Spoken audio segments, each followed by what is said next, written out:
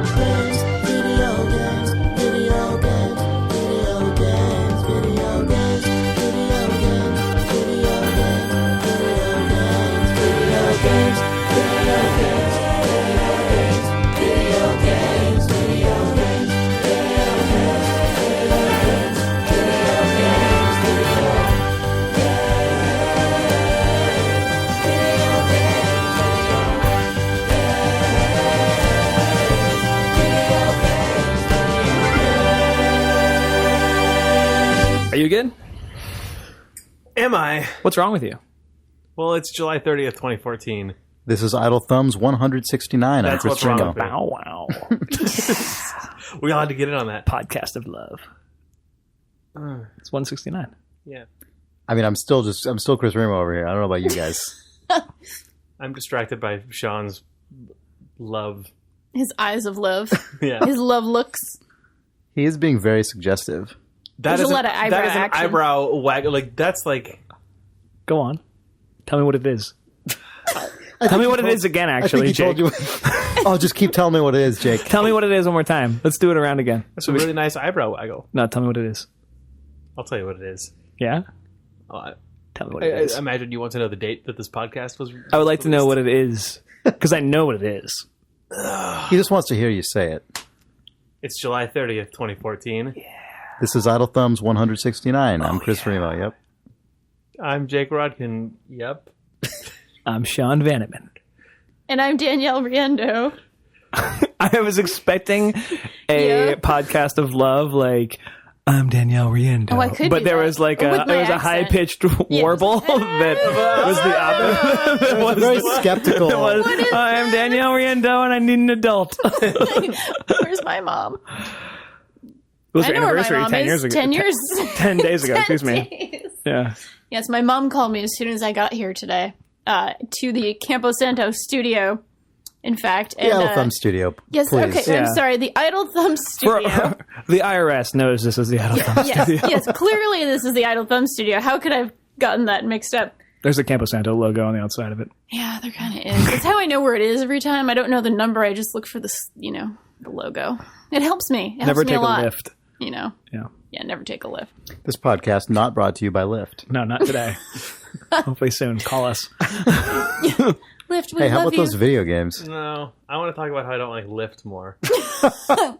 The old man cast. And I hate Lyft. Well, I'd be on the old woman cast.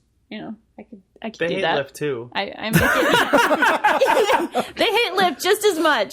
Yeah. Do you want to talk about the game that I know that you and I both played? I would really like to talk about that game. I do too, because that game is crazy. It's insane. Okay. Okay, we're talking about a game called Velvet Sundown. That's correct. It is a all multiplayer conversational role-playing game that takes place on a yacht. So it's sort of like if you were to take all the parts of a BioWare RPG Exactly that have right. nothing to do with the gameplay, and it's just the awkward, stilted conversations you have with people. Only every one of those And characters, unmotivated camera cuts. yeah, and ridiculous camera cuts, and worse than an actual BioWare RPG. You know, like characters clipping into each other all the time. Yeah, That it sort of is. thing It looks. I mean, happens. What? this is a little like probably inside, but Jake, it looks like a Telltale game at like alpha or beta. You know what I mean? Like Okay. just sort of like, oh yeah, this is gonna once Parsons gets on this is gonna look good. But obviously nobody's really gotten to this yet, sort of situation. Is the game like a final released game, or is It's it a free to play game on Steam that I mean When you say free to play, do you mean free or do you mean there's Free to microtransactions? play. it is free to play, but they have. We'll get to that, I guess.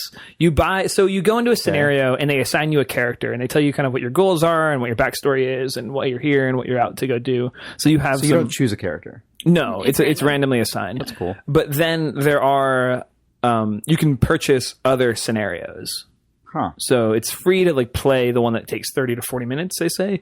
And it's, I imagine, because it's all like explicit story content, you would get to a point where you're like, oh, I like this game, but yeah, I've tried to sell the guy the drugs and So get tased so many times So many times. that I'm ready to move on. everyone in it is a Real person. player? Is every Yes. okay? I have a real question for you Yes. Whoa. because I was playing it last night.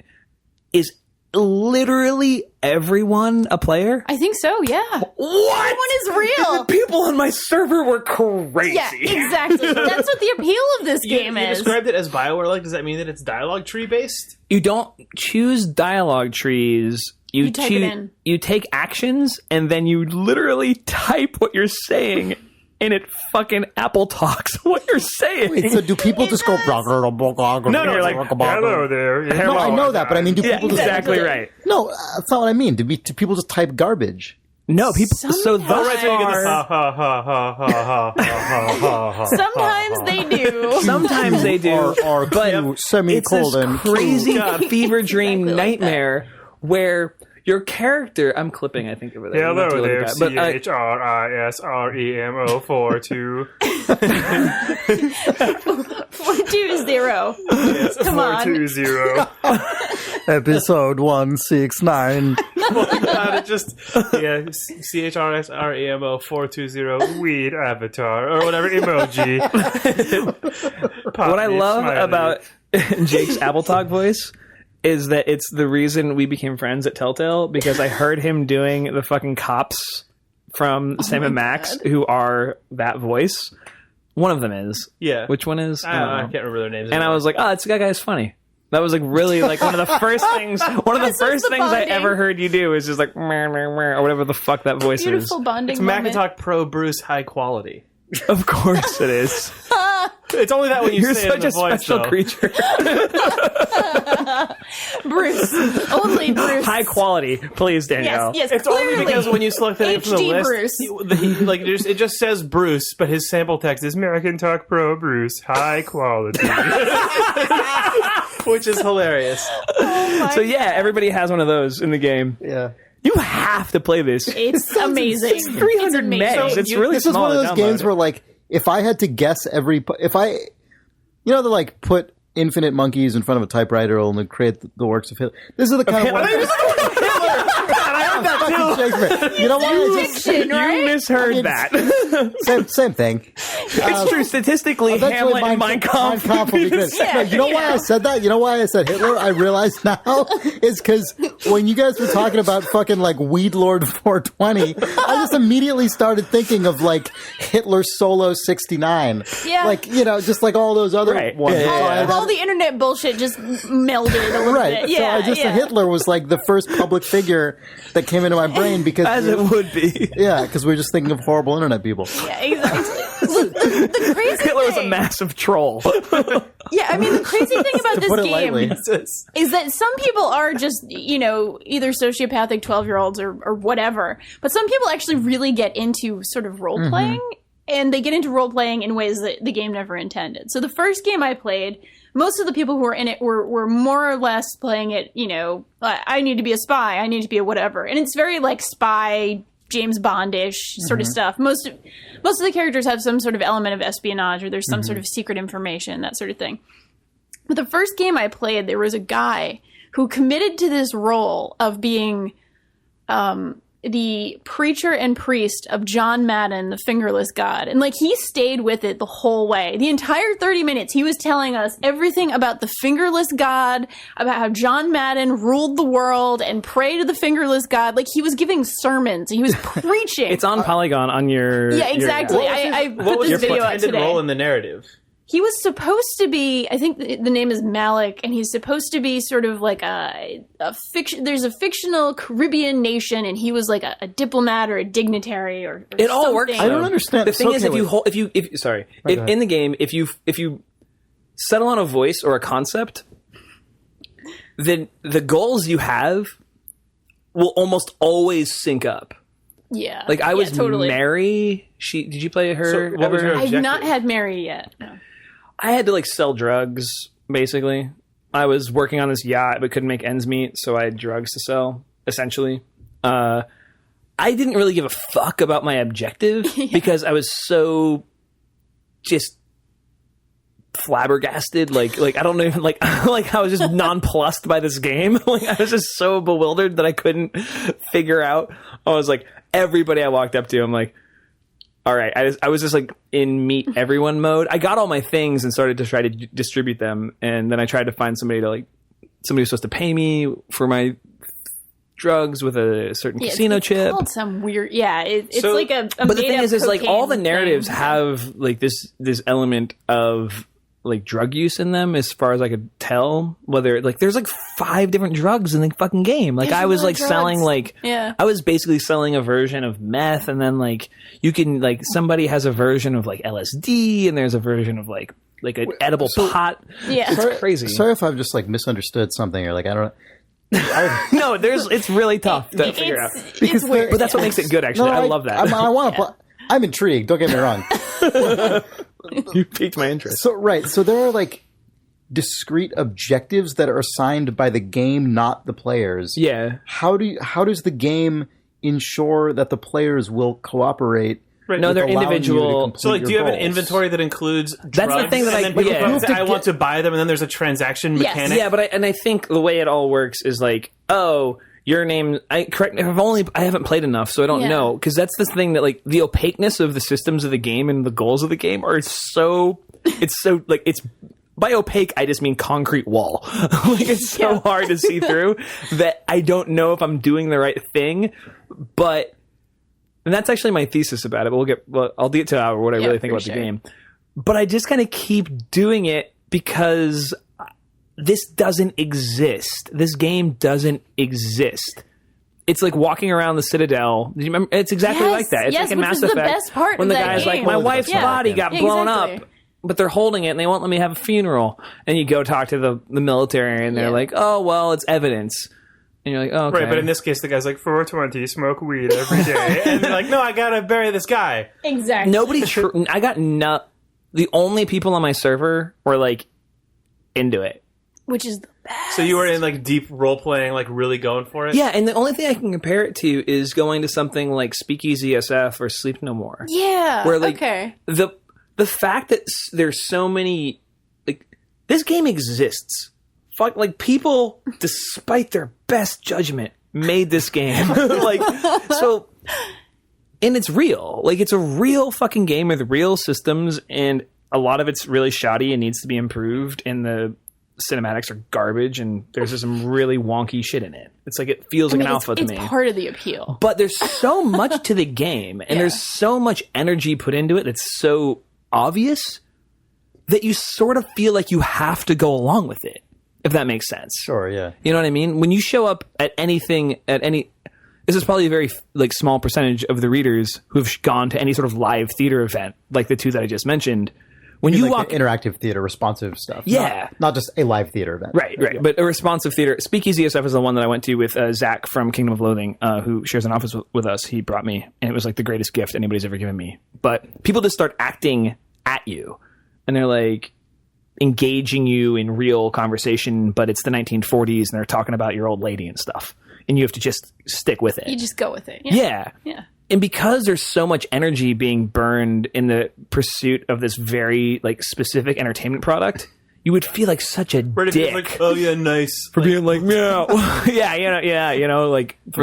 For trolling it. Lame. And I'm sure those people exist. But again, and also the game is so bizarre that it's not mass enough to attract. It probably also makes it at least slightly like elastic or like resistant to light trolling. You know what I mean? Like you'd have to really push to break it outside of the. And again, like if that's the thing, if somebody shows up as a it's such a like dead to language word to say troll, I think. But if somebody shows up and is trying to ruin the experience, the thing about internet trolls is they usually only have like one or two narratives or modes or things they say. Right. So you're like, oh, that's just the salty waiter who keeps calling me faggot. You know what I mean? You're just like, that's really fucked up, but I'll just ignore that guy because you internalize it in the narrative. You're like, oh, that's just an insane rude person because he's a person on the screen. Yeah, he's not like we're not all trying to complete a completely abstracted objective like I would in like Dota, for example, or League of Legends or whatever.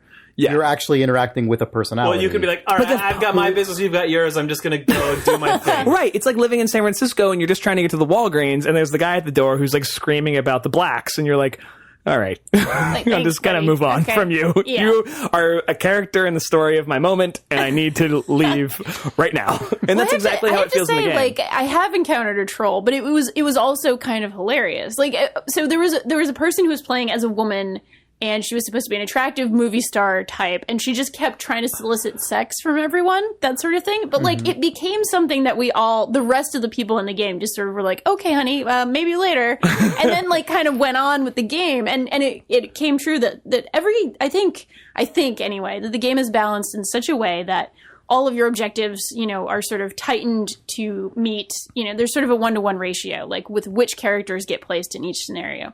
Right. And so she had something. So like everyone could conceivably complete theirs, or like. Yes, exactly. Yeah. So I think she had something that somebody else needed, and that person needed that thing to give me something. It's a convoluted system or whatever, but it's very much like that. Like, you need this, who needs this, who needs this, and it's a tight loop. Yeah, it's pretty simple stuff. It's sort of like I need to exchange this for this. But that does sound like those. That sounds like a multiplayer version of the Mass Effect quest on the Citadel or Novaria or something, where it's like, if all those NPCs were also people, they would all be corresponding with each other because you're trading this for that. Because exactly. The guy who wants the body actually needs it because he's going to pay off a thing. And then you got to use your charm or your, whatever intimidation factor.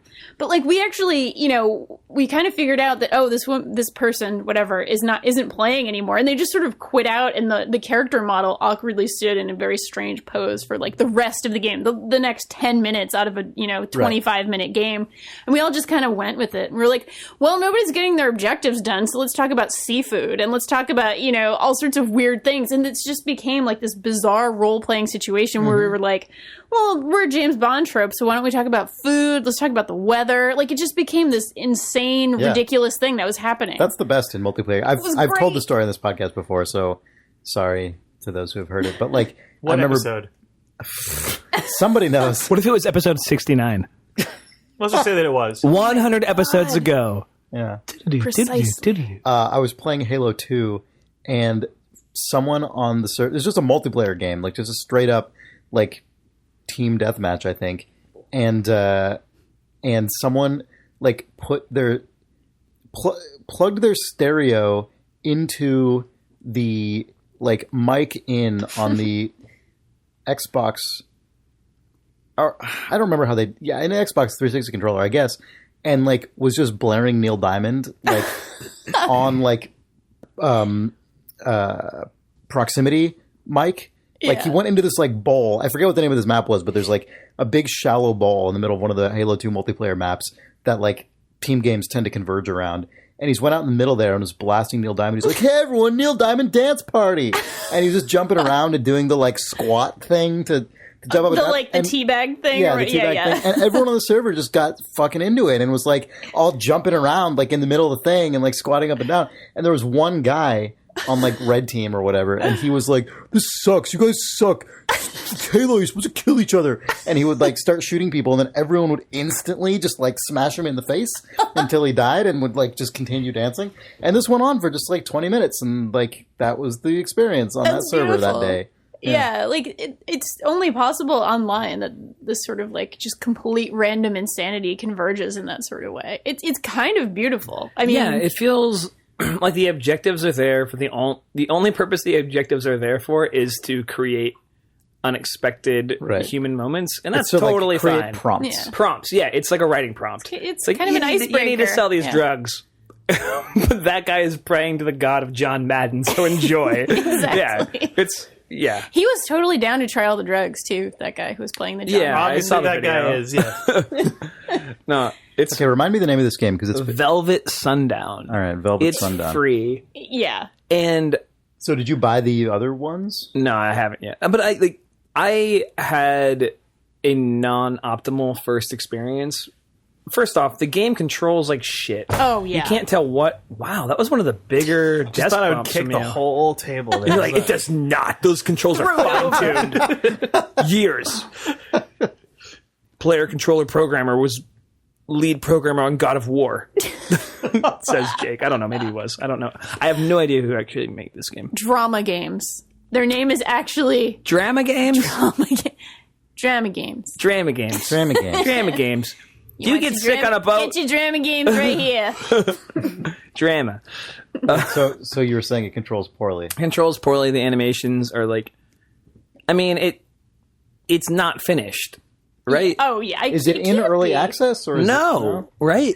It doesn't say early access. I mean, it's not. I just hope the game does really well. When did it come I do out? too. And Like then they this can week, put a bunch of money the into it. 22nd, or Yeah. maybe just last week. Hopefully, people are hungry for more scenarios. You have to play it. It's a game that you have to play, and I have played not enough of it to. I've played enough to talk very about Idle amusing. Thumbs, which we know is a very small bar. But like I feel right now that I haven't played enough of it. But I want to, yeah. It sounds fascinating. Yeah, it's. I've played a few games at this point, and just Well, your video on Polygon was like half an hour. yeah, it was a full no, game. it was a I full just game, sort of yeah. like put together a full game, and somebody definitely made like a really gross off-color comment that I just sort of cut out. But otherwise, that was just a full game. Yeah. So it was sort of worth sharing. It was like just watch this insane experience and revel and just. I just how love ridiculous that it is. exists. It's so stupid. It's not stupid actually, but it's disappointing.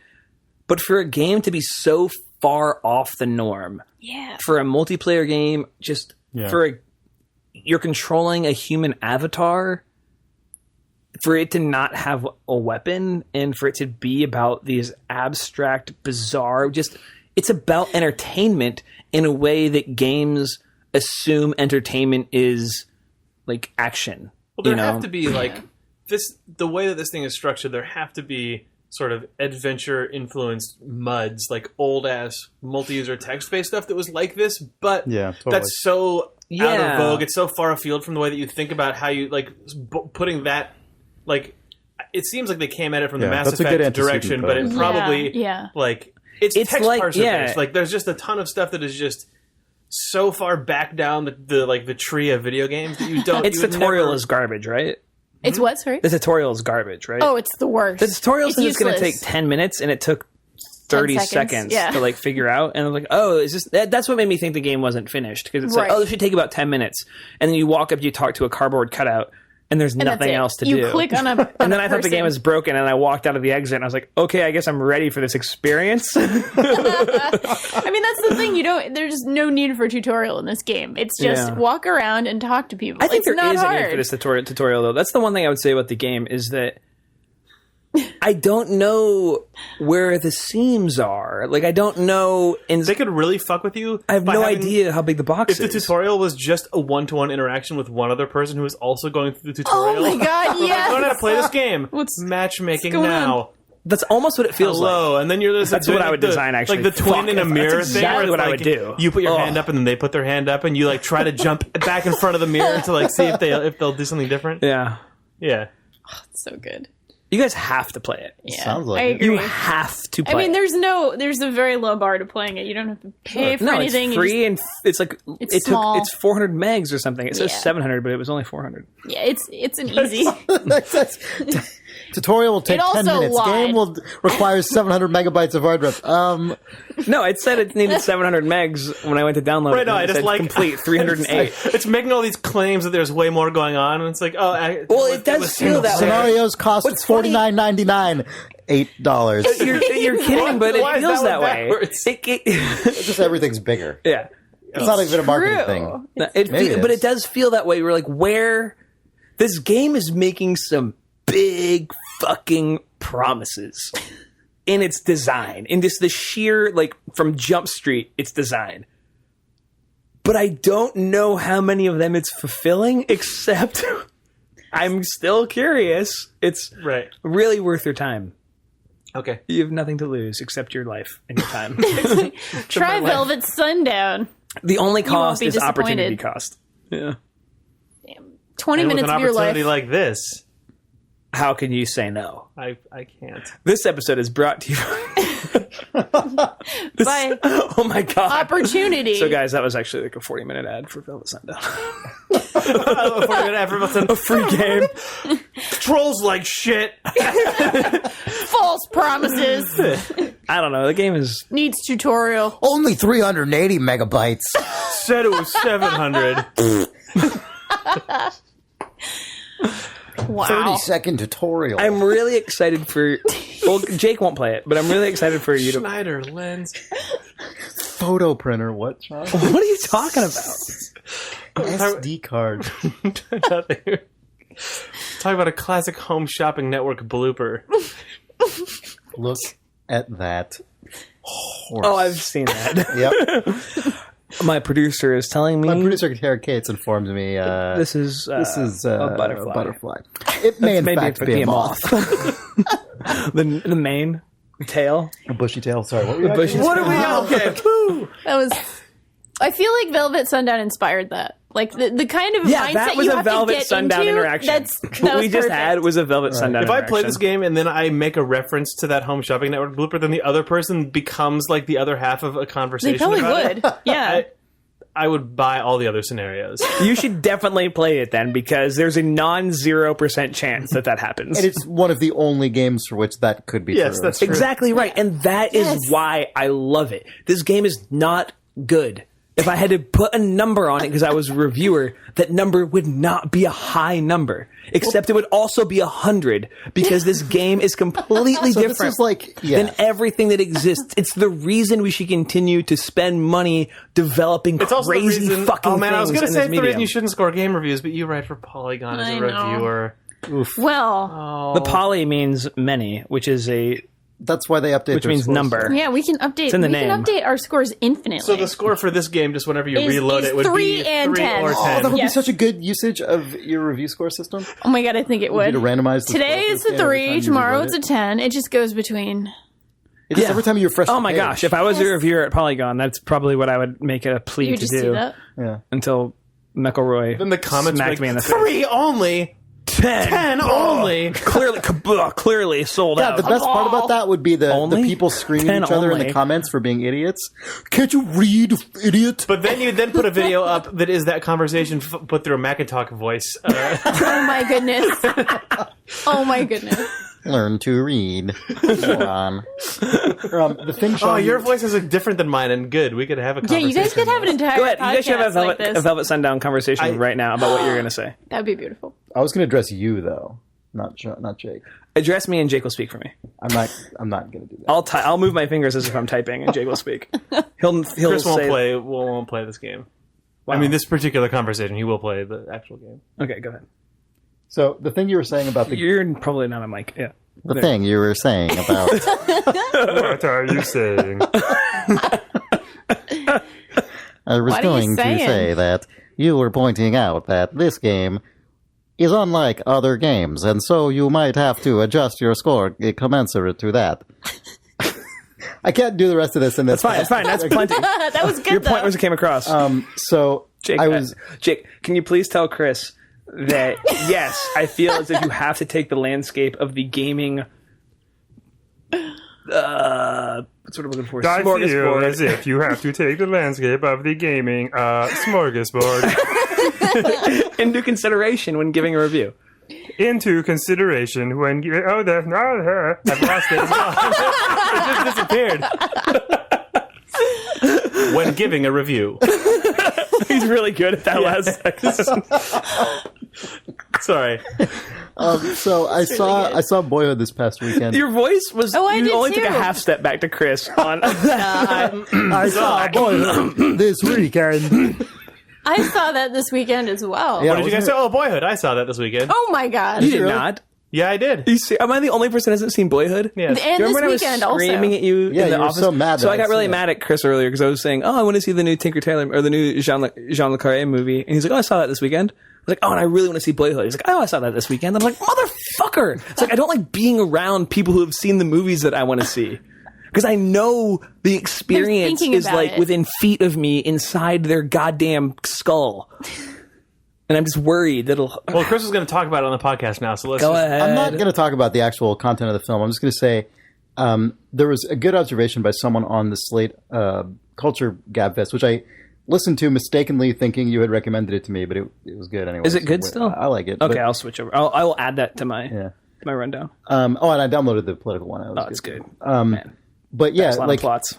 one of the Dickerson. So good. Yeah. So one of the people on it was saying, if we lived in a world, so Boyhood, the conceit of the film is that Richard Linklater, the director, spent 12 years filming this movie as all of its principal characters or actors, including the like main character boy who ages from age 7 to age 19 in the film, like ages year by year as all the scenes of the film progress. And it's an amazing thing to see. Like it's crazy. Like it's not crazy as you're watching it because it just, you don't You're just necessarily in it, think yeah. about it, but then you think back a few scenes and you're like, Jesus Christ, that was 10 minutes ago and it was a year ago for this person.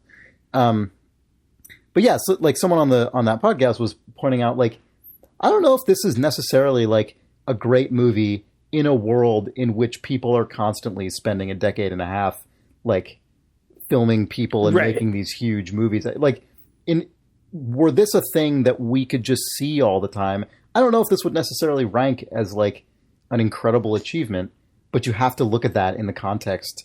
Of what film is. Yeah. Yeah. Because it's so like, I actually, There will not be another movie like this. yeah, period. not anytime soon, right? Or at least not frequently. And I like Boyhood makes $300 million.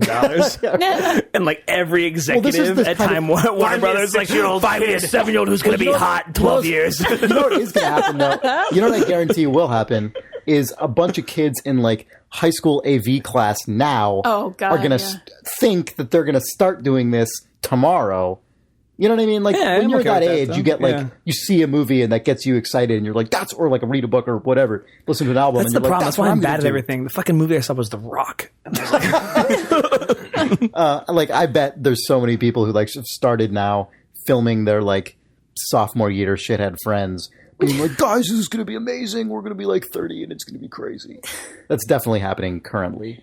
It so is. I'm okay with that. It's fine. And the Hopefully one of entire them gets released and is good. God, you know the other weird example of this that was not intentional was the, like, kid Indiana Jones movie. Oh God. Like, those Young kids Indiana who, like, Jones. in, like, 1990. They did the Oh, no, shot no, for or shot of whatever. Raiders or whatever? Yeah, No, they were the kids who- like, remade Raiders of the Lost Ark shot for shot, but it took them like 5 years to do it, so they went through puberty over the course of making the movie. It's crazy. This is an aside about Boyhood. Oh, that's Just it's Boyhood. valuable in its industry in its historical context because of its form, and it's the exact same thing. I would agree. I mean, it's not as ambitious as Boyhood, but at the same time, like you're right. It's sort of like degrees of ambition is kind of a ridiculous thing. It's hard to. Those are not apples to apples. It's hard to compare. Yeah. It is an ambitious game. I would like to talk to anybody who's worked on it. A lot. Drama games. Games. Call them up. Drama games, call them up is actually their entire fucking thing. That's my take on it. You guys have to play.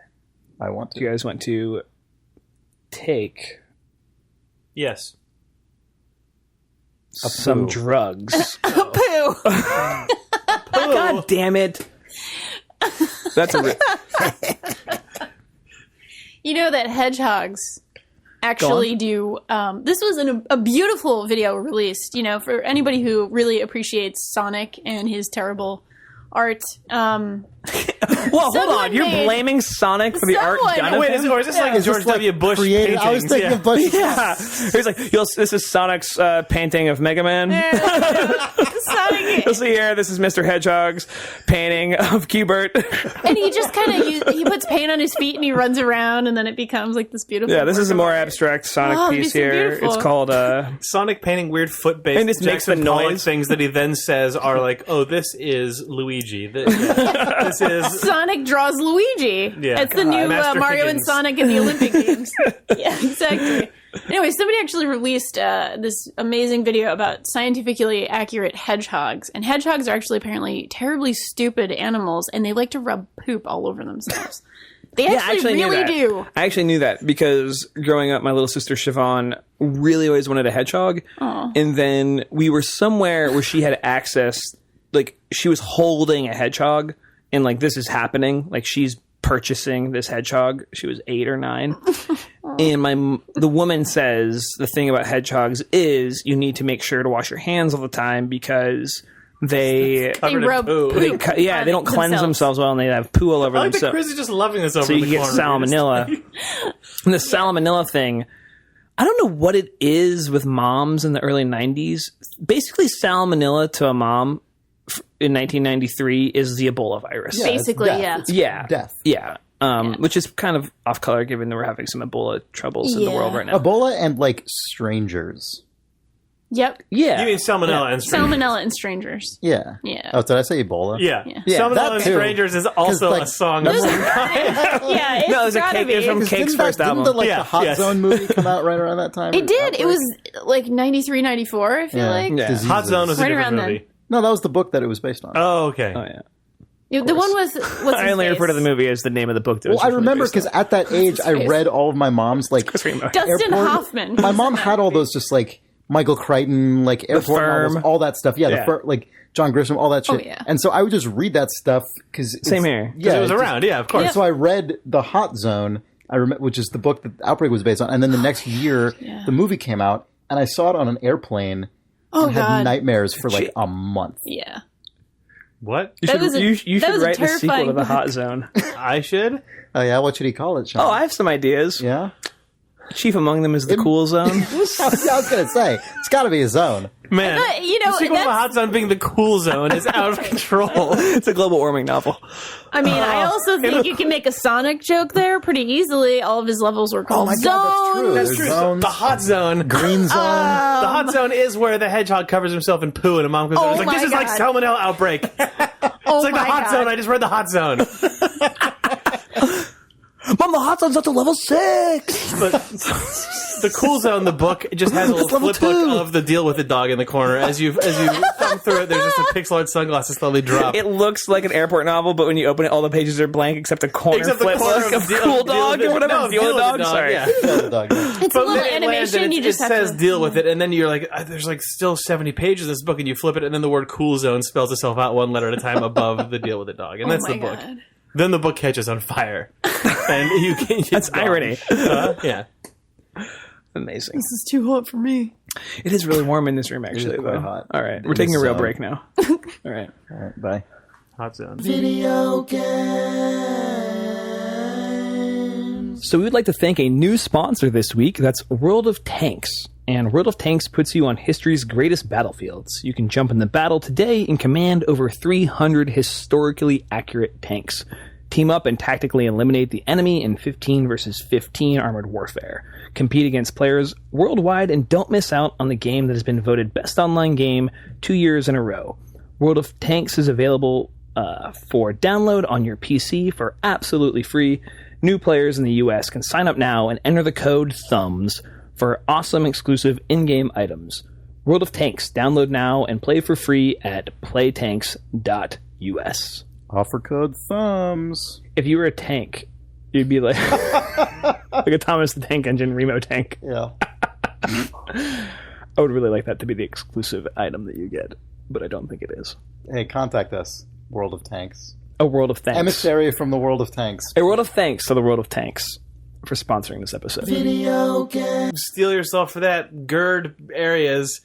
World of Tanks is coming up. Gird all of your areas. Steal yourself for that, gird all your areas? Yes. Is that like a tank pun? No. Steal yourself for like that. steel tanks? Like steel Semicolon, battalion? gird all No, your yeah, it's like areas. Steel Battalion of tanks.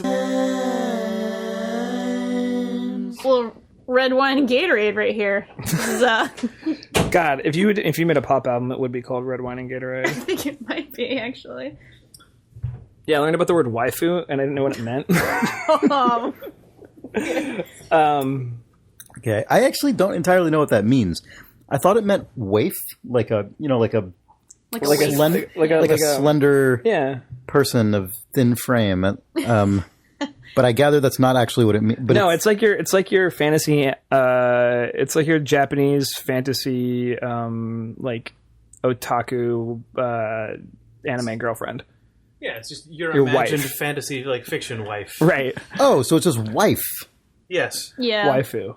So It's your wife. everybody on my Dota team, which is pretty much the brothers Muir and then Nick Herman from Telltale, my buddy James Lawler, know that like I really like to play as Lena in Dota.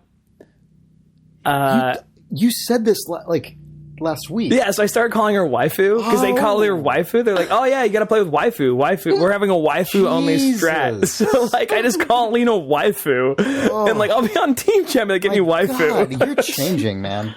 Oh, I've changed. The You know what change has though, already though, happened. Chris? I've never changed. I hardly recognize you. This is just who I am now. Lena waifu. Oh my god. What's the worst thing is, so at the International, they have a gift bag, and Yeah. in it is some bullshit, but actually, like, there's a nice water bottle in there, and then there's some collectible shit. That one of them is a blind box. This is like a thing now at conventions. PAX does the pins, like really nice sort of Collectible Disney randomized shit. but they're like really nice sort of like metal Disney like style Sure, yeah. pins. So the International was doing them, and you got a blind box pin that came with an in-game code, and they had rarity. And I open it up, and I just go, waifu! And like it's like a 1 in 100 or whatever, 1 in 25 chance of it being Lena. And of course it was Lena. And then like a guy behind you, sort of out of focus, just barfed.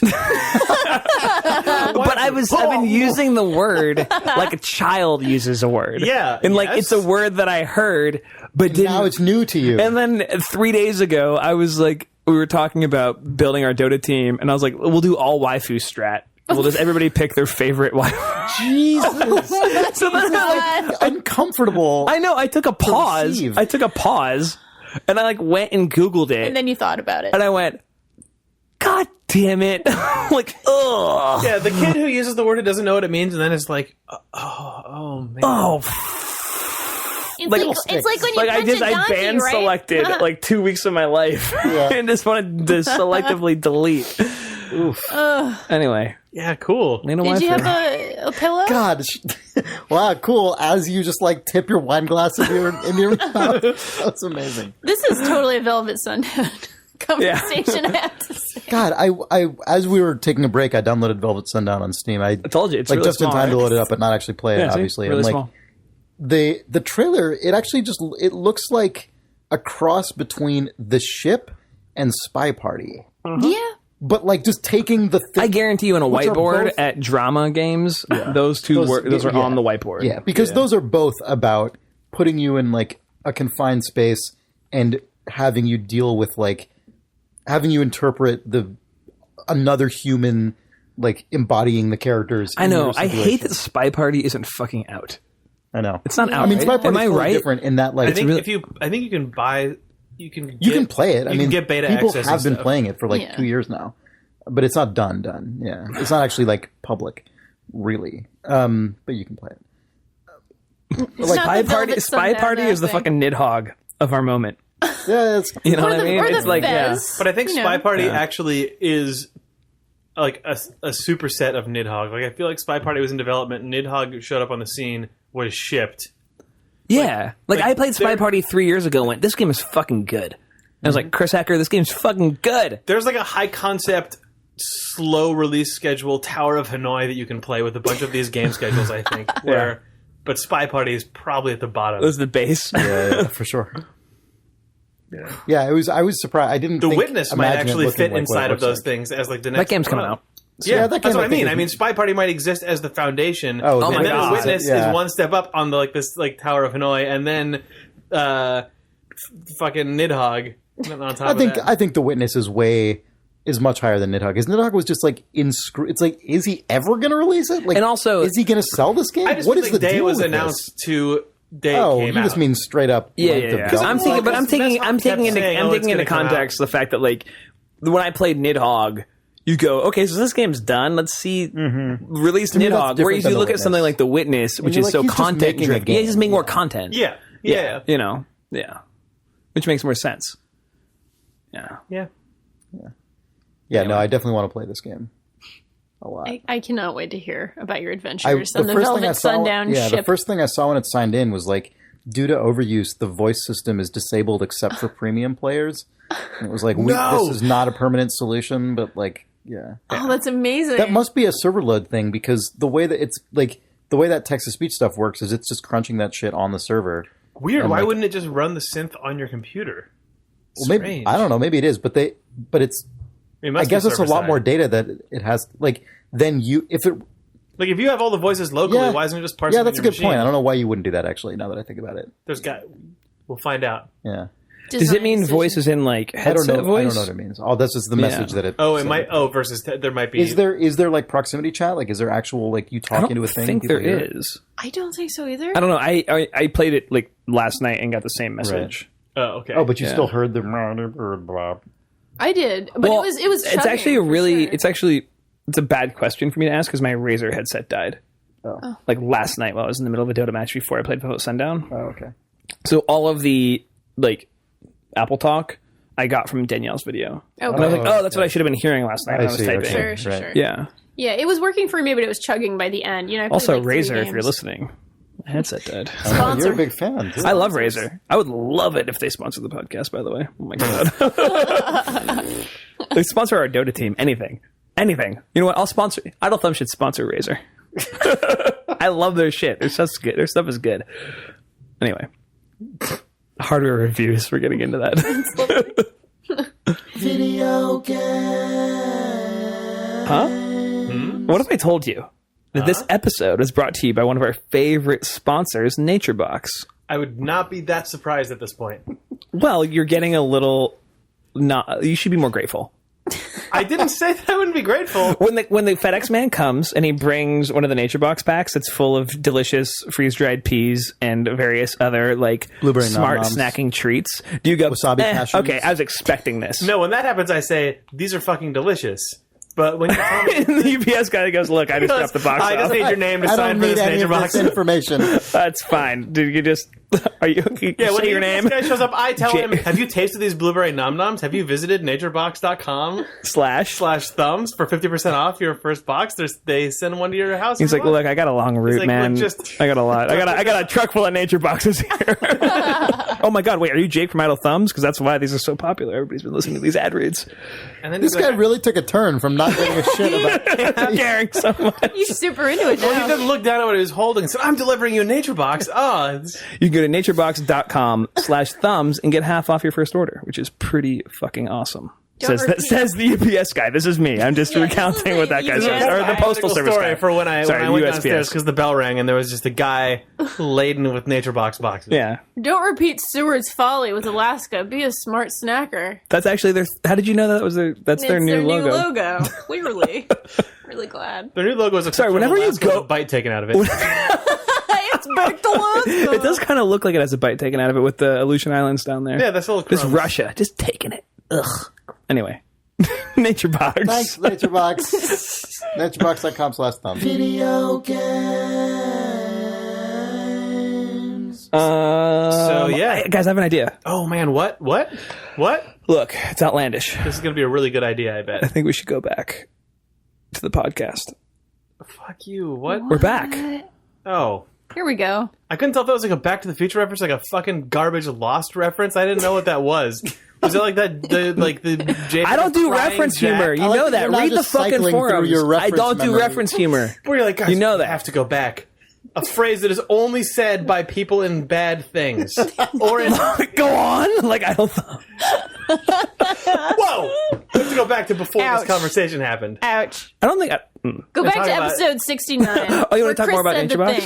Yeah. Yeah, I want to go back to episode 69 when Chris was talking about that Halo 2 story. Hold on. What was episode 69? The Halo 2 dance party. No, it's we should actually just commemorate the love. Remember 100 years ago when this Guys, was what Idle Thumbs was? It's our love anniversary of Idle Thumbs. Episode 69. Typo. Idle Thumbs. Speaking You guys of like podcasts? no, No, go ahead. I like one I was podcast. trying. Oh, it's a good one. It's one of my favorites. What? Oh, I was on this one. No, I wasn't. It doesn't say you were joined by a special guest.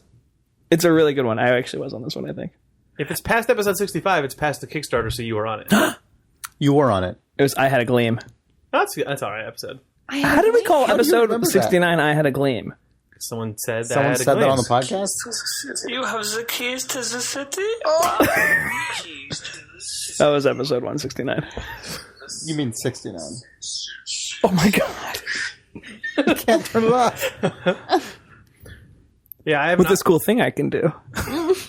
You were trying to claim that I don't play, that I haven't been playing games, and I haven't played any new games. Wait, what old game? Oh, have you really? played? I've just settled into an old man routine of playing 2D platformers. In The addition Jake to Rocken Shovel I Knight, or know would just- not ever settle into an old man routine. Not the... I've had a really comfortable 2 weeks with video games, though. Sorry, we said I've had a really comfortable... I thought you were just going to say life. That's true. That's an old man. But that's not what we're talking about here. You have to say it like old man style, like comfortable. I've had a comfortable time. There you go. With your slippers. Basically, between... I realized that I hadn't finished the last 3 worlds of the special zone of Mario 3D Land, which is all the fucking hard stuff. And I have the back half of Shovel Knight. So now, about every other night, I'll just complete a couple worlds of 3D Land on my 3DS, or I'll go and say, I'm going to beat one of those nights in When Shovel you Knight. finish dinner, do you put your fork down and look at Dana and go, you know what kind of night it is? It's a Shovel Knight. And then you go play Shovel Knight. Man, I don't say that. You could, That though. is not what I don't know if I could. I think that I would start bleeding out of an ear if I said that. She it's like, oh wow, romance time, but oh no, it's a Shovel Knight. No, Never mind. what usually happens is she goes and does something else for 2 minutes, and then I'm like, okay, Shovel Knight music just comes out of the other part of the apartment. I'm just that fucking guy. She's like, what are you doing in there? Just playing Shovel Knight. No. And then she's like, you're really bad at this working. game. It seems like you've been playing a lot of this game. Is it really that long? And I'm like, no, it just takes me 2 nights to beat one of these fucking guys. But I'm only playing for a half hour. Takes you to 2 evening sessions. okay. Evenings. 2 comfortable evenings. No, Eat usually- your vegetables at baskets. dinner. I'm in a place where I'm just halfway supper? between.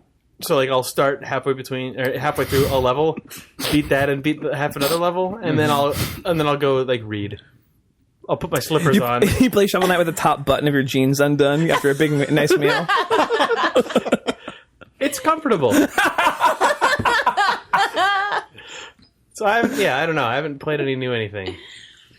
I have a question for you, actually. Yes. For me? Yeah, I don't know. This is a real question, considering we own a business. Would you ever want to make a game like that?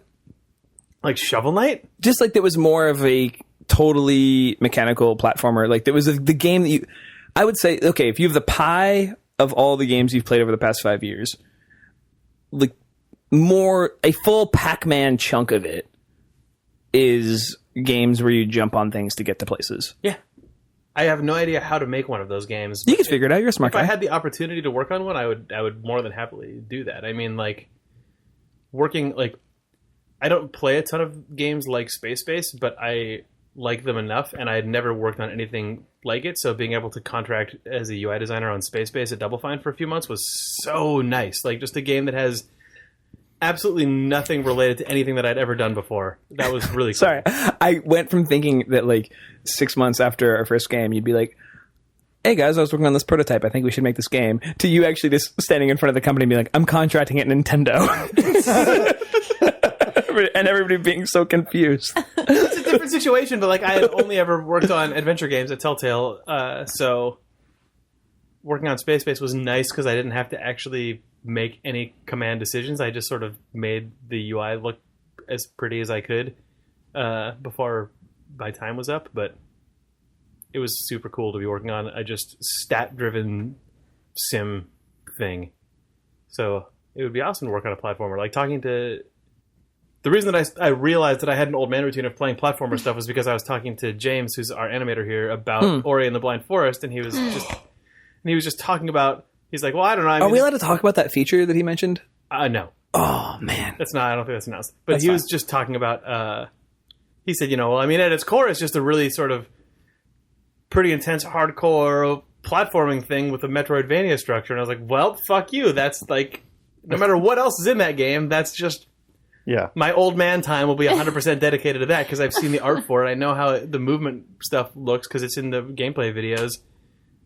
But, I mean, he just keeps reinforcing the fact that mechanically it's like Super Meat Boy influenced, but with Metroidvania structure. And I'm like, well, just die, please, now. Because that's not... I don't know when it comes out. But it made me realize that all I've been playing is that kind of game. We knew. I know, because it's all I talk about. Yeah. When does that come out? I don't know. Holiday? I don't know. I'd imagine. I'm not sure. It'd be a smart game to put out around the time more people got Xbox Ones.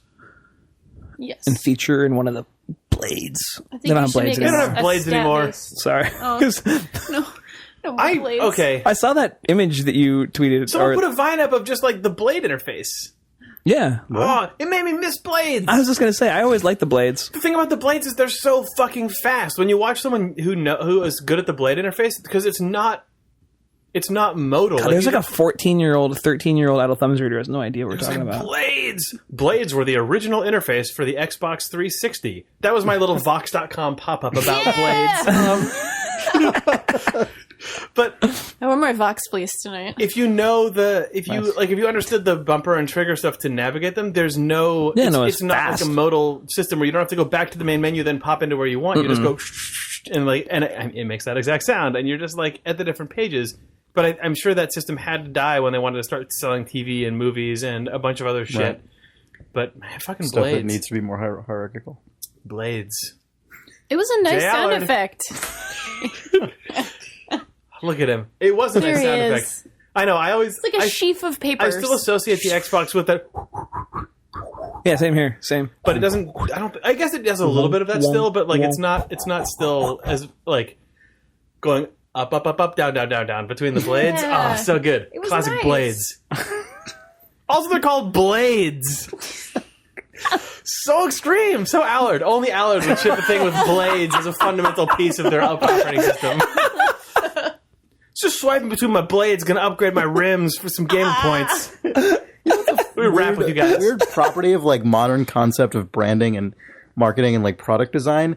People are gonna go crazy for these blades. Well, is that now TM. like it takes I'm so conditioned to hearing everything through the lens of like some corporation trying to bend it into a generic term. Well, not generic, but like a term. An iconic term. Yeah, a marketable fucking term, iconic term for their product that it now takes so little effort for my brain to accept that I can instantly, when I hear blade, like, obviously, if I hear it in a kitchen, I'm going to think of a knife. But if I hear it within the context of anyone talking about video games, I'm like, going to think of just blades. those stupid pages, and all of the connotations of blades will not appear. Like, I won't think of something sharp. I won't think of something made out of metal. I won't think of something you could stab someone Right. with. If you're ever in a Like, conversation about how anything in a video game or video game system should function, and someone's like, kind of like a blade, you're like, okay, so it's like a panel that comes from the side that sort of accordions yeah, out. it loses all of the, like, intense meaning that the word blade has to a human being. Right, but then if you actually and just sort of like becomes backdate the completely- blade conversation, if you roll it, if you sort of cycle through the blades of history to the original blade conversation,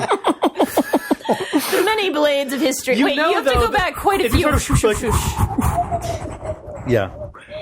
there's a guy there who pitched it because it was just like a series of curved silver surfaces on the Right. side of the screen. Yeah. Just a blade pops out because it looks like a blade. Yeah. Blade, blade, blade, blade, blade, blade, blade, blade, blade, blade, blade, blade.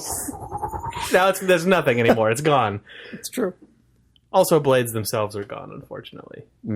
6 blades. Blades are gone, but my ruined associations with the word blade. remain. Blades are not gone in the minds of anyone who knows what a fucking blade. What a blade is. Sorry, what? Yeah. Blades will live on forever in the minds of anyone who talked about blades as much as we have just now, or listened to this podcast. There's a movie called Pontypool that you should all watch. God, I just figured you were going to say there's a movie called Blade. Yeah, that's what I was like, I was thinking of Blade. you. No. Fucking Stephen Dorff getting that is stabbed in the heart exactly- Your by brain Wesley went to Blade, Snipes. and then it jumped off of Blade. Exactly. To Blade 2. It was on Blade, and it was on Blade 2, because that's what I think of when I hear Sorry. Blade. I think like a So on vampire. Blade sounds like a fucking internal language at Microsoft. Oh, that's so on Blade. That's really on really Blade. nice. It's really not on Blade here. You're really Let's get back on young Blade. graphic designer. Get back on Blade. That feels really off Blade So to me. Pontypool. Pontypool! That's off Blade. Reminds me. Sorry. You're way too far off Blade here.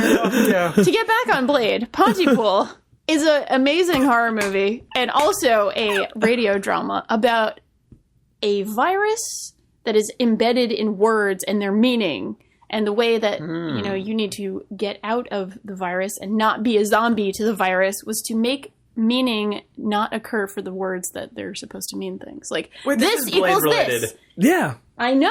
Oh, I told you I was getting back on Blade. You didn't believe me. You nailed it. that was a really on Blade example. Yeah. Right, Oh my right God. there, right on Blade. I need to go acquire some actual blades. This is what this means. Browse between some downloadable content. Yep. Fuck it, 7 blades. Anyway, watch Pontypool. It's good. All right, Back on Blade. I will now. So You were anyway- about to talk about playing an actual video game, Danielle. Me? Oh, I mean, it's not a new video game. Well, it is But sort of. It is one that is an actual It's thing. that sort any of a other new game- If video it's game. new I to this care to hear conversation, about. it will be an addition. It's semi-new and semi-a-year-old. I played The Last of Us again. Oh, on PS4. Oh, The Blast of Yeah, Us. The Blast of Us. Nope. Right on Blade. Stop. Did you play the Hey, PS4 it's pretty version? good. You played the Different? Is PS4 it version? different at all? Thanks, Sean. Well, So I'm texting you. Sean just texted me so extreme, so Allard on Blade. You have to cut that out because those are possible episode titles, and I didn't want to use the Notes app. wow. Normally I use the Notes app, but like I opened my phone and it was open to texts, and I was like, "Oh, Chris is right there." I was too lazy to go to the Notes. If the iPhone had a Blade interface, you could have just slid over to that Notes app. I know, man. I wish. Allard is yet to make his thumbprint on the iOS. iPhone Wait, isn't it more of iPhone a basically slide? has a Blade interface in that you just swipe a non-hierarchical list What's a of swipe icons. interface? That doesn't mean anything. Yeah, You still but- go deep. I mean, it's closer to Blades than Than most things. some interfaces. If you double tap the home button, you effectively get blades. Let's be honest. I don't feel like you can have blades without. That's true. Yeah, the home button is But creates really- blades. You can't have blades without bumpers. Blade.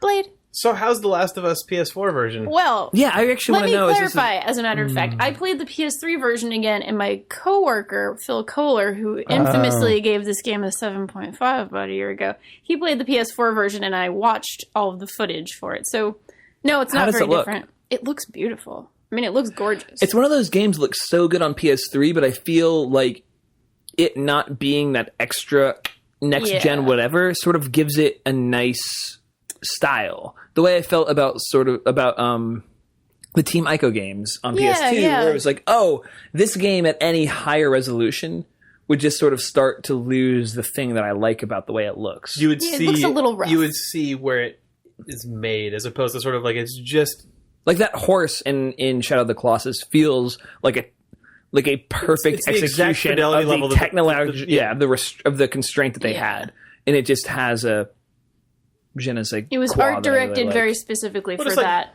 the way that the that was PS2, right? The way that the PS2 just draws stuff, the resolution of the TVs that it was playing on at the time, the like maximum amount of fidelity you get out of the system. It feels like Last of Us feels like that is the PS3 version of that. So for PS4, does everyone look bulkier and like they're made out of clay? Because that's what usually happens. Or just does it go full? No, it's just like- a little cleaner, honestly. You know, really? it does. Nothing looks radically different. It's just cleaner lines, basically. I almost didn't notice it. I mean, I'm putting together right now a video that's sort of like a comparison of just different scenes and how they look, and you know, it's really the same game, but it's very pretty and it's good. And I actually liked it a lot better the second time around. That's funny because I only finished that game because I had a broken leg and I had Ollie, and Ollie Moss made me finish the game, and I like literally couldn't go anywhere, couldn't leave the You couch. were a captive, yeah, I was a prisoner, yeah. and I don't know if I would like that game the second time through, because the thing that I liked about that game so much was the narrative, like the discovery of new spaces and of the relationship is going here now. Yeah. No, I understand. If somebody said that. replay The Last of Us, I would be, okay. Yeah, I mean, not that it's a totally bad get game that. or anything. It's just that the thing that I liked about it so much would go away. So, I mean, my opinion of The Last of Us is that it's, you know, a well-made game with a great story, so on and so forth. But the reason why I liked it better on the second playthrough was I was just noticing a lot of things. There's just a lot of richness to the characters that I didn't necessarily pick up on the first time. It's not that I wasn't paying attention or whatever. Just, you know, the first scenes with Tess and Joel, you know, before Ellie even sort of comes into it. You know, when I first played the game, I was like, oh, yeah, there's probably some history between these two. You know, they kind of make some side remarks and things like that. And I just sort of, playing it the second time, I was like, oh, yeah, these two are in a relationship. Like, there's definitely something here. It boggles me how good Naughty Dog has always gotten that banter between a man and a woman. They get sort of friendly, but more to it, male, female, mid to late 30s, 40s. Yeah. I don't know. Nathan Drake's probably in his early 30s, I guess, and somewhere in Joel's in his 40s. They get that we're doing this thing together and we're having banter, and there's a little texture to it. They get that so right. It's they really really funny how They really well do. they get that. Yeah. It's pretty nice, but it's definitely the sort of game where, you know, you're having this wonderful experience and then it's like, oh, we decided to be a video game again. You know, there's for sure. And it goes on way too long. You know, I feel like that game. You get to the hospital and you go, just get to the end of the video game. Yeah. Did you beat the game? I beat it. Yeah. Or So, with, I mean, you with know, Nick. it's like- that part I was not a fan of. Yeah. That's when you turn it on easy. It just You didn't just land. wanna I mean, get to the story. it's sort of, I think we've talked about this, but so much about like, oh, we'll just make the level this very typical game thing, but it's going to mean something different because of the context that it's in. I'm over that. I think Yeah. as a convention, that's dead to me as a thing that I think is good. Yeah. When video games feel the need to be video games, it's But it unfortunate. means Sometimes something that's different okay, but because Sometimes but it's great. If you're claiming that's not what you are while you are being just that, Exactly. like it's not good. It's great to just be a video game if you're just gonna fucking be the shit out of one. Absolutely. You know? Yeah, I agree completely. Video games, be the shit out of one. Beat the shit out of your game, Blades. Yeah. Anyway, that's a game. Have any of you guys played The Last of Us DLC? Yes, and I you liked it a lot, right? adored it. Yeah. It's my favorite part of The Last of Us for sure. yeah, I feel like that's what I gotta play. Yeah, you should. I'm actually, yeah. I'm to a point now Yeah. where I can play it, but I couldn't for a while. Really? Like you've had too much Last of Us, that kind of thing? I actually can't say why I couldn't Okay. play it. Sorry, Okay, that's why I that's got fine. all like weirdly. I mean, I will only say in that there are like I actually enjoyed making Walking Dead season 1, and it was weird to be making a post-apocalyptic thing where there was a young female protagonist essentially, because Clementine's essentially the main character of season 1 if you don't play For her. sure, yeah. And you said sure, and I thought you said shishia, like you were speaking Mandarin. I actually But, know a tiny bit of Mandarin. Yeah, I know what you mean. And then when the DLC came out, I was like so insanely jealous that somebody got to make that I couldn't play it. I understand. That makes sense. I'd moved on from The Walking Dead and on like out from Telltale at that time, but yeah, I was just like too rage filled. No, that really does actually click. If that makes sense. Yeah, it does. But you played it, Jake? No. Nope. Oh, you gave me eyes like you had played it. Mm-mm. Oh. No, I gave you eyes that were saying, I know what you're talking about right now. Oh, okay. Okay. Those eyes. Yeah. Yeah, I mean, it's great. I mean, I honestly, it's probably, if I had to just say, like, what the best game I've played all year so far to me is, that sticks in my head. Wow. Honestly. Is that included in the PS4 version? I think, yeah, I believe so. Must be. Did you see the poster that Ollie and Jay Shaw did of The Last of Us that was sold at Comic-Con? No. Oh, you should check it out. It's really beautiful. Yeah. It's a clicker, but it's painted very almost watercolor and looks beautiful. Like it's like a beautiful take on what this monster is. It's really nice. Yeah, it's sounds awesome. Worth looking at, yeah. They're very colorful monsters. Very good stuff. It's a very colorful monster. It's a watercolorful monster. I feel like you should be wearing long gloves when you say something like that, and the monster should be behind a cage, and you should be drinking champagne. Yeah, exactly. Yeah. You're referring to its disposition. What a colorful monster. What a colorful monster you've got. Anyway. He's such a rude creature. Yeah, that's Act 1. You were killed by the monster somewhere later in the movie. I definitely was. Oh, give me some more champagne, darling. Yeah, you go down into the cellar to get more champagne, and the monster eats Do you guys want to alive. read mail from readers who send us mail? From you, the readers? Well, I mean, I don't know if we're ready for reader mail yet. I'm totally ready for reader mail. Are we actually ready? Like, do we have... We could very quickly be ready for reader mail. I was born ready for reader mail. And then at the very end, we have to unwrap a gift. We have to unwrap a gift. A gift. All right, fine reader I'm mail. really excited about that. Do we have any housekeeping or anything? Yeah, we do. Owen Rumiano, reader. Yeah, on the way back from the International, I met a reader on the plane who I'd actually met on the street a few days before, whose family owns a cheese company, which is called, is it Rumiano or Rumiano? Rumiano, here in Northern California. And you delightful friend, sent us a box of cheese that is all really good. And everybody at the company has been making grilled cheese sandwiches for lunch for days. 3 days straight. Yeah, and it's really great. They do a dry-aged Monterey Jack, is that right? That is, like, I've never heard of that before, because Monterey Jack you always think is like a softer sort of like, like mild and soft. Mild, whatever cheese. But they do a dry-aged Monterey Jack that's awesome. So, Owen, thank you. And your girlfriend Bianca, thank you very much. I didn't know what any of this was because you hadn't told me about it. I think it might have been the cheese might have shown up the day you were out of the office, but I went home early. Oh yeah, I lost on Friday. The UPS guy showed up. Same UPS guy. Different guy. He's like, this guy loves cheese. But I saw it. I was like, Idle Thumbs. What's this huge box? Is this the thing that guy on Twitter was talking about? And then I opened it and it was like, this is refrigerated. It's just a box of cheese. Like, it was the weirdest box of anything to open apropos of nothing. Like, context free. Yeah, because you and I, we opened it together and we had no clue. Neither of us had any context for this. Yeah. It was completely baffling. Yeah. It was a really, really generous gift. Thank you. So, yes, that was great, Owen. Thank you so much. So Gary writes, a couple of weeks ago, there was a conversation about how, for many people, their own opinion is perceived as truth, and other opinions are the result of biases or other motivations. Danielle's review of Dragon's Crown is what spurred this discussion on, but I remember seeing similar comments on reviews of GTA 5 where reviewers felt that the game was misogynist or overly cynical to the point of being tiresome. I remember the comments on GameSpot's review where the reviewer dared to give it a 9, being particularly cruel. Given there's a significant number of commenters who will blame things they disagree on, either because the reviewer bringing up an issue the commenter feels isn't an issue, or simply disagreement over whether or not the game's good, do you think reviewers should be open about possible connections between themselves and the game? On RPS, whenever I saw Sir You're Being Hunted mentioned, there was a disclaimer that the game was being made by Jim Rossignol and his team. Should potential connections be avoided?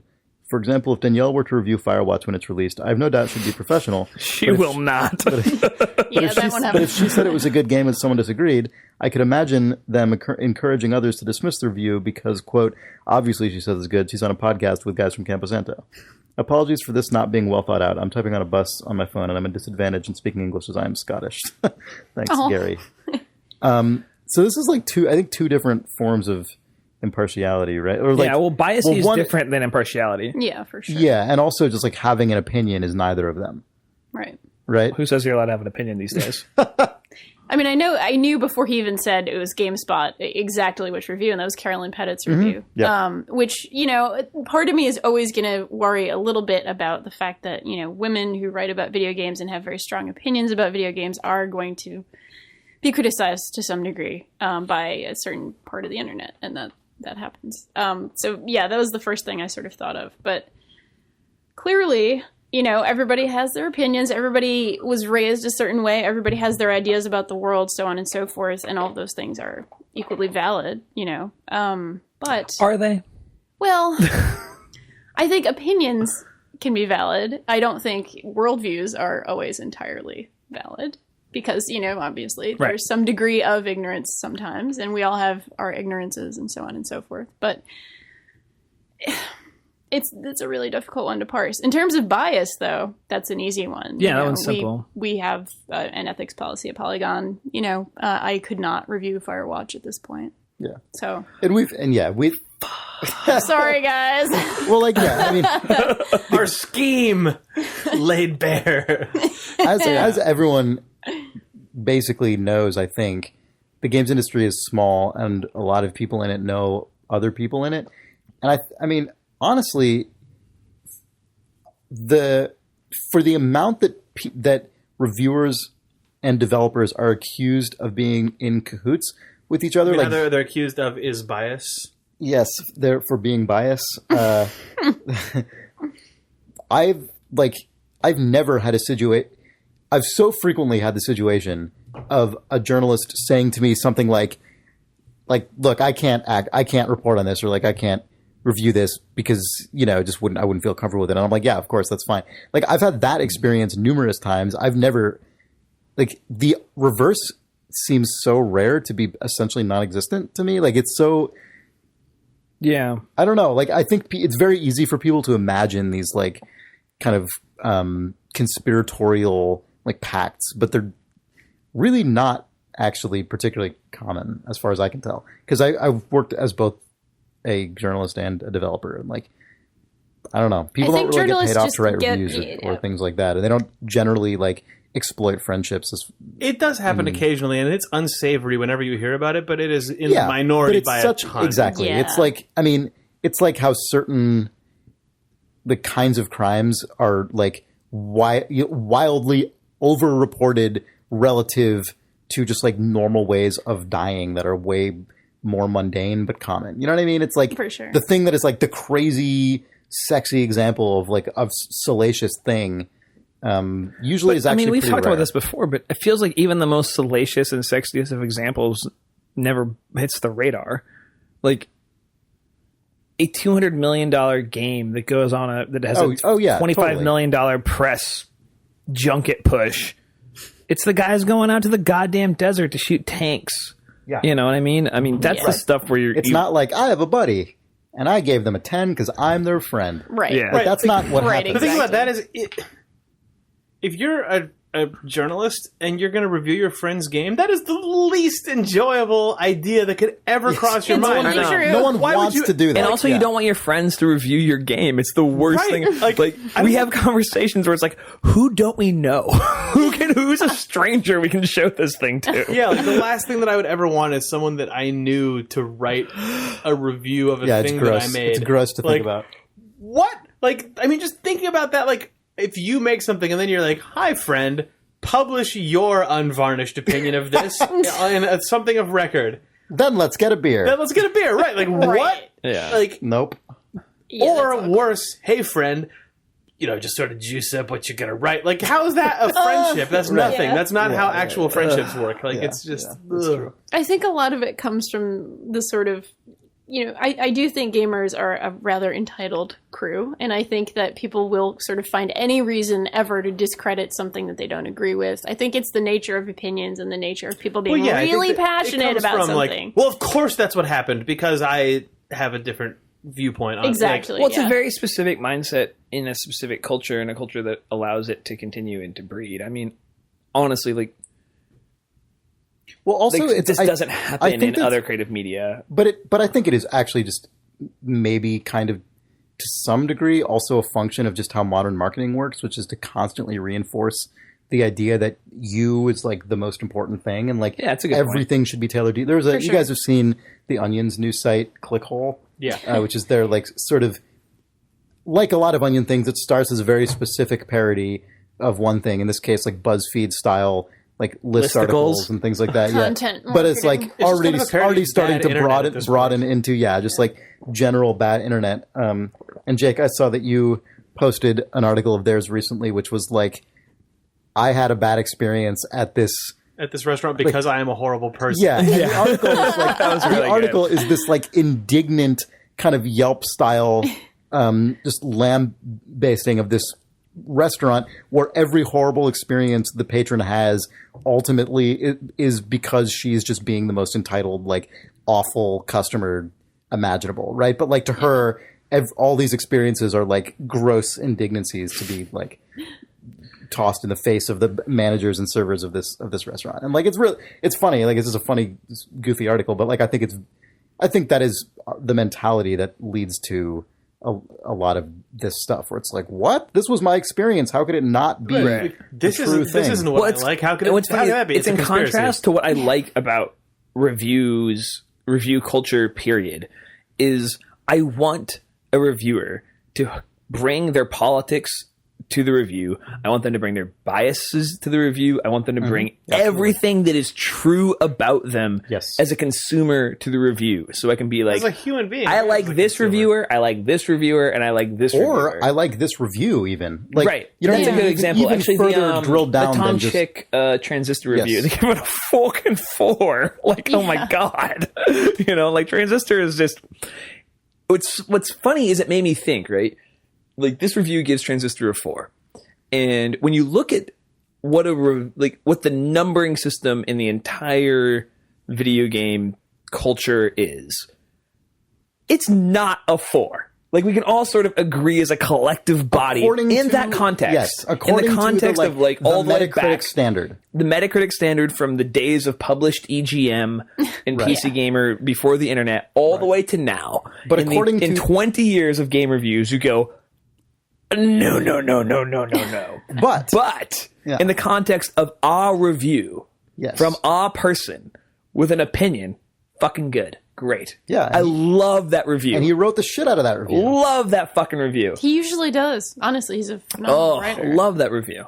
Doesn't mean it just makes me wish we didn't have a it just makes me wish we didn't have a number on it. You know what I mean? Yeah, that's a stupid trite conversation. I'm almost kind of glad it did though, because it forces like you a weird to come to like a because I remember when you got punctuation. You got linked to that review, and before you even read it, you did the thing that everyone on the internet does, which is like, this is outrageous. Transistor's not like, you were like getting mad. I wasn't mad. I was flabbergasted. Yeah, but you were indignant a little bit, and because it's like, for the obvious reasons, right? I'm not saying you're like a terrible person, Fred. I'm just saying that's why I think it was valuable that he had that score on the review, because it forces you, if you're like a thoughtful person. I expected the first sentence of it to be, my PS4 caught fire, burned down my house, and killed my dog. Yeah, exactly. But you read through it and you're like, okay, to this man's experience, and like, that score includes all kinds of things, including the context from his Bastion review, which was like extremely positive, right? And like, there's all of like, that score was a result of this complex subjective experience he had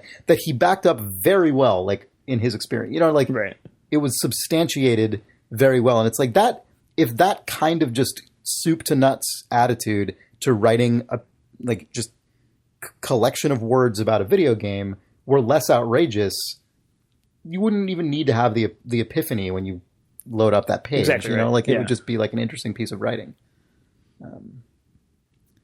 Anyway, Danielle, could you contact your editor and just see if you can get dibs on the Firewatch review? It's fine. Yeah, of course. It's already done. You know, Oh, don't perfect. worry. Great. Don't worry. The fix is in. That check's coming in. The all review's right. actually just sitting in the CMS. It's already been written. Oh yeah, I wrote it. Oh my I wrote God. it. You wrote it. It's like obituaries where they keep them queued up. You know, like 6 months from now, that review is just accidentally going to show up on the front page of Polygon for 7 minutes. Yep. Yeah. God. That's pretty much how it God, works. that would be incredible. That would be an incredible like event. Just An after incredible we, scam, We spend like- all this time being like, game true. What? There's nothing fishy going God, on. I want that to happen now. I don't. It's the last Not thing for I ever our want. fucking game. No, but the thing that I immediately pictured when that happened is like a very cinematic moment from a like All the President's Men or Right, yeah. Zodiac or Tinker Tailor moment, but like no music at all. It's just the sound of like the mouse Click, click, click. click, like the screenshot button is pressed, like you just hear like Dropbox. fan ambience, and then like you see it dragged like through shitty non-realistic Photoshop interface and like pasted like into Yeah. some 4chan collage of a bunch of other conspiracy stuff, and then it's posted, and then just like you hear the springs of the chair as the guy leans back with this in like in a satisfied Right. way, and then And it goes to Happy black. yeah, it just cuts to something else, And then music starts. like car horn establishing shot of the middle of a city Yeah, somewhere yeah, else, like next scene. I mean, we can make this It probably happen. cuts to a guy talking, like walking on the street, talking into his cell phone. Yeah, like, it frantically, just cuts to Robert Redford, Yeah, kind of exactly, yeah. oblivious, and then he gets the news Exactly that right. Yep, like that's exactly it. Yeah. the fix Oh, is the in. dog's not feeling well. I'm sorry, honey. I've got another Yeah. call. Yeah. Anyway, that's He talks like a 40s newspaperman, by the way. I don't know why. Or He like does. 70s Robert Redford in Yeah. I guess Condor? that's a good point. Ridiculous Condor, Condor. There's the yeah. Condor, yeah. Yeah, we could do that. Yeah. Do you have more? Your posture says you have no more reader mail from you, the readers. Oh, I mean, I do. We just got so into that. we can do whole- another one. We It got was a passionate response. Yeah. Impassioned. You know what I'm really proud of? Hmm. You said lamb basting Yeah. instead of, I don't know. Is that what is it? I guess. It's I had a- lambasting, right? I had a moment I of thought it was to a be bast, lambast. not a base. Yeah, I don't know. I had a moment of. I was just imagining like a leg of lamb being basted, and I had the whole. I went on a fucking It's probably- journey of the yeah. mind when you said lamb basting, and I 'cause went, it's like- and I just like collapsed, like I started like shrinking down into a fucking culinary fever dream, and I didn't say anything. Oh, it sounds delicious. I actually had a moment of hesitation, and I'm like, "Fuck it, I'm doing it," and then like I didn't look back. So That's you. Commit to You the can't look base. back, otherwise You you're that did it. girl coming off the high dive. exactly. Did you see that, GIF? So It was rough. we don't. I don't I like that we had a conversation about lambast versus lamb-based, and you just threw out GIF completely nonchalantly. I'm not even Just- going just to. tap it. That argument's dead to language. Yeah.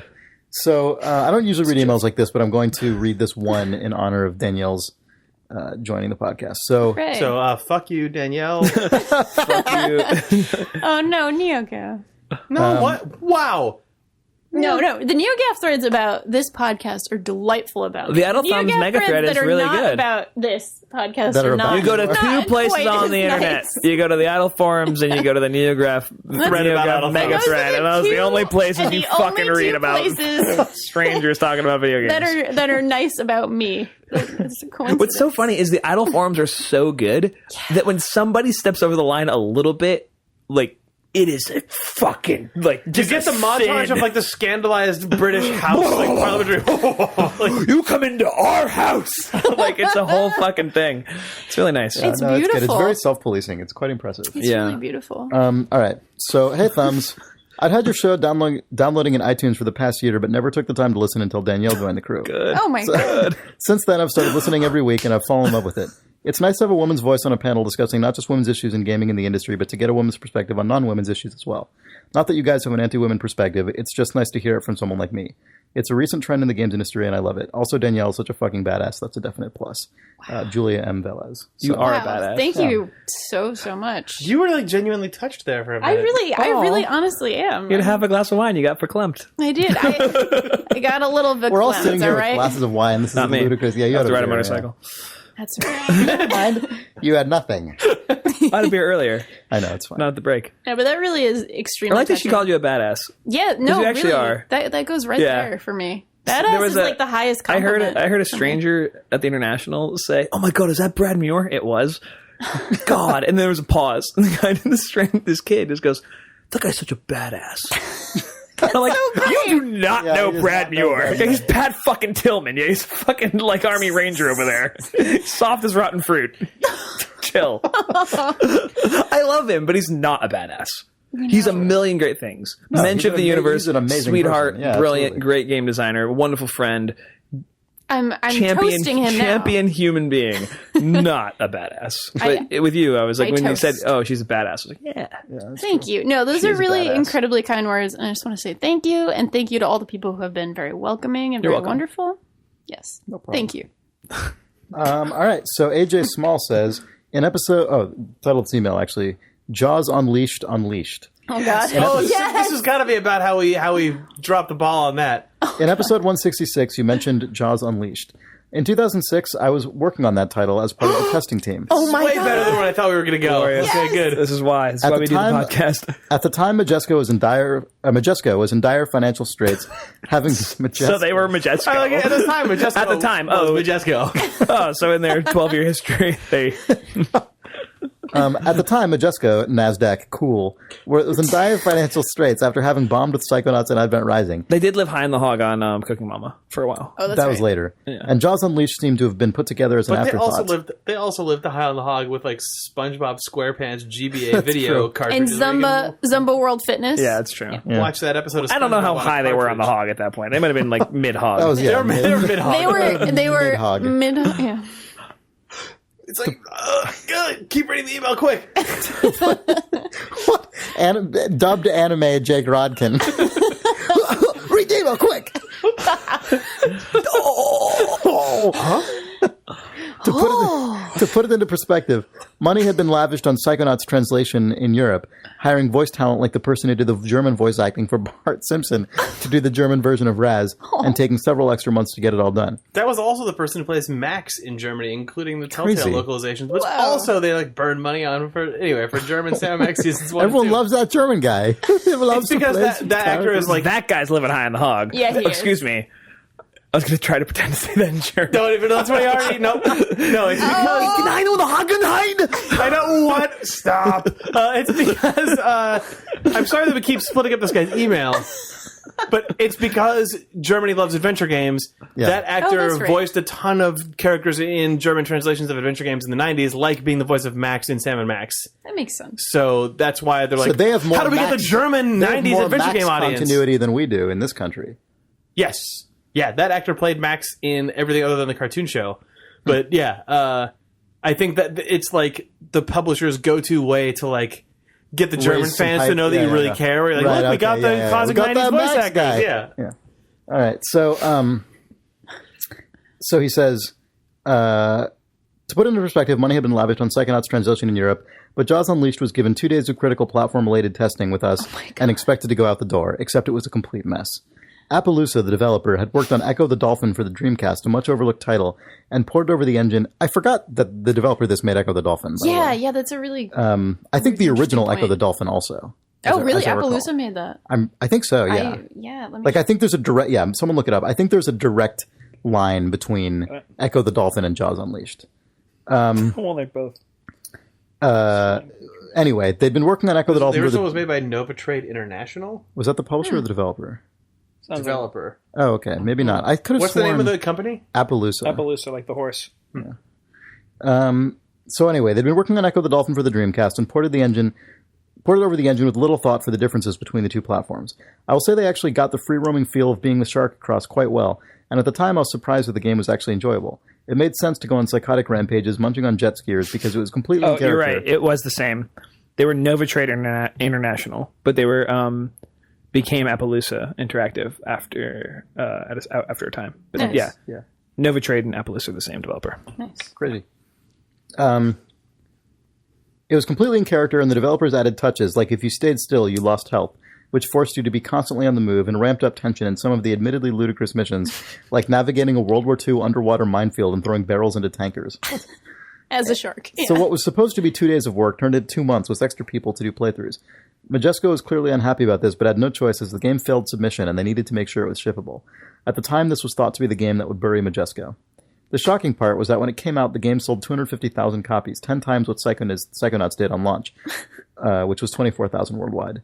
And instead of burying Majesco, it brought them back from the brink. It was much reviled among the press. Alex Navarro is particularly harsh at GameSpot, but I also felt it was unfairly knocked.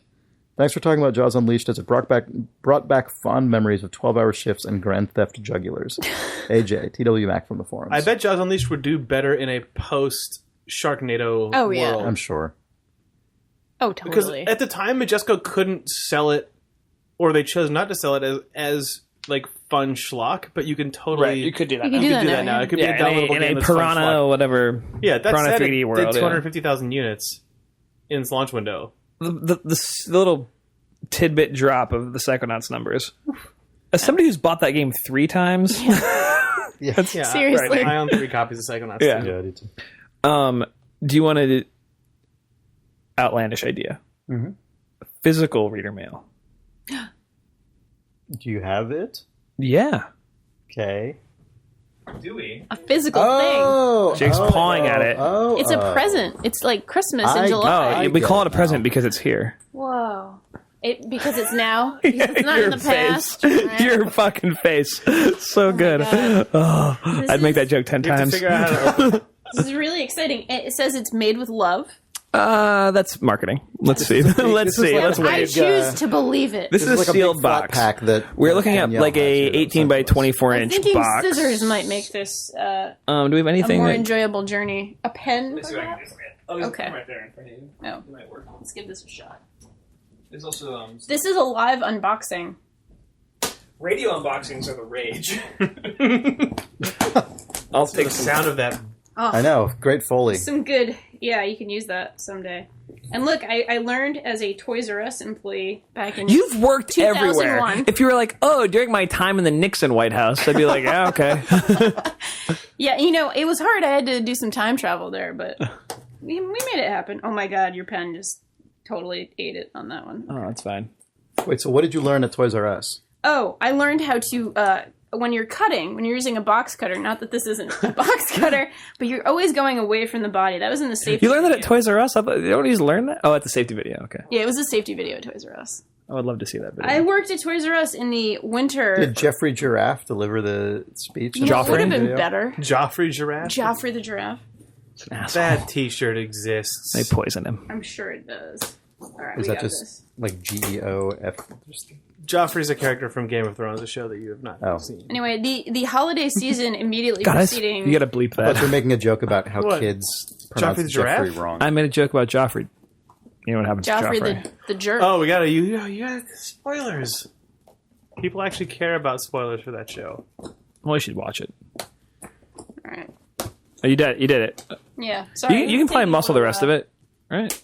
What's that? You can probably just... You just Hulk Just out. tear it apart, Just who Think cares? so? Hulk the rest of it Yeah, out. come on. You're the strongest person in the room. I'm gonna take us to the gun show. Well, it's quite taped, actually. Let's make incisions. I used to be an EMT too, right? Jesus Christ, of course.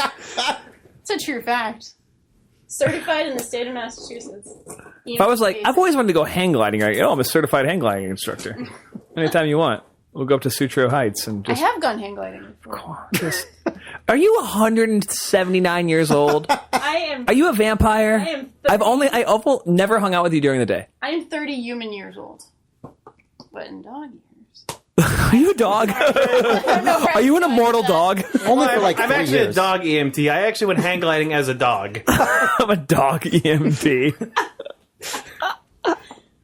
All right, this one little piece of tape is giving me some troubles. All right, we got this. Okay, and now for the moment we've all Live. been waiting for. In your ears. On the radio. Live to tape. It's a painting. Oh, it's beautiful. It's beautiful. It's wrapped in bubble tape, and you can't really see. Okay, we're gonna do the bubble tape part too. I'm gonna try You to pop move this every back. individual I wish it bubble. was This is- wrapped in bubble tape. This is a painting of Danielle. Bubble tape. In like Not just all a bubble roll tape. of bubble gum. Wrapped in bubble tape in a bed of Big League Chew. Oh, this is beautiful. That's someone's just shitty installation this was art. lovingly made by Jeremy. Jeremy. Thanks, Jeremy was not the artist. Jeremy No. was not the artist, but Jeremy. Jeremy was the frame guy. framed this. It has 100% lifetime love guarantee. That doesn't sound enforceable. So this is a we should explain what's actually happening. Okay. This is Danielle Here is it is. unwrapping a portrait of herself This is in the style of the portraits in our office of Jake, Nick, Jay Allard, and Bobby Kotick. This is the most special By the moment same of my artist who life. did those, who is... Blambo. yes, Blambo from the forums, who is Ray Chen. Yeah. An excellent artist. Great guy. Yeah. That's freakish. When you, Actually, is weird. You're also wearing the same color shirt. I mean, I really love how they gave me like this cute little suit. I I think like it's that you're actually wearing a really tie. nice. It looks really good. Yeah, I look very dapper, and then I'm also wrapping But my you're hands like for wrapping boxing. your hand because you beat the shit out of some guy. And I'm making kind of like a what's up, bro, kind of motion as well. It's good. Yeah, I am just in awe of this object in my hands right now. If you go to blog.idlethumbs.net, we'll have pictures up of this. Yep. This blessed event. It's actually on the Twitter feed right now. Oh, at wow. Idle Thumbs. So thank you, listeners, for sending us cheese and a painting of Danielle this week. Two wonderful things. And in exchange for that, we talked about 2 video games. See? You're welcome. Who brought Tit us for all tat. of these? Yeah. Who brought us all these wonderful delights this week? This week, Yeah. this was brought to us by a new sponsor. Yeah. World of Tanks is a 15-on-15 multiplayer game that's free to play. It's a world full of tanks. It's a, like, think of the world. Think how many tanks would fit in that world. Then think of that many tanks That's how many, in total. which is many. Yeah. A world of thanks to World of Tanks, a new sponsor of our podcast. Mm-hmm. Enjoy that video game. That's playtanks.us with the Thanks. unique offer code thumbs. Thanks, tanks. Thanks. Tanks for the memories. That is a hell of a portrait. This is really is, yeah. really amazing. It's just good because it's this. The colors are right, Yeah. unlike Yeah. all the other ones. Like they really. Ouch. Oh, jeez. Don't put that on the podcast. I just there. It's uncanny how close to skin tone and hair color it It's is. true. It's Yeah. really, really very me. I like that your hands are wrapped in the manner of a boxer, but you're still throwing up the fucking I know. horns. It's awesome. It's Yeah. awesome. Yeah. Good. Yep. I have a very fierce expression. An appropriate thing to receive in a week where you were called a badass in an email. It really is. This is kind of my fantasy come to life. I'm glad we could be here. Yeah, we're kind of like your waifus. Jesus.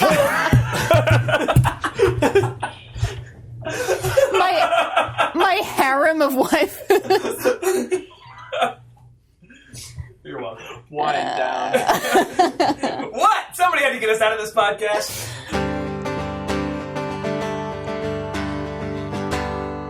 Danielle, you're going on the shitter. Okay. Well, it's appropriate. I like to talk about poop. That's true. You know, I would clearly- say you're pro poop. I'm definitely a pro poop girl. Can I? I'm a pro poop girl as an MP3. Just put that in the episode I need a new backwards. text message ringtone. This is episode 170. It's just that file. Spread out over 70 minutes, though, so that then if someone speaks, they're just... But then, I'm a pro poop girl. What? Okay, I need an MP3 of both of us back to back, of Jake saying it and her saying it. Yeah. Oh, so you guys are big Giant Bomb fans then?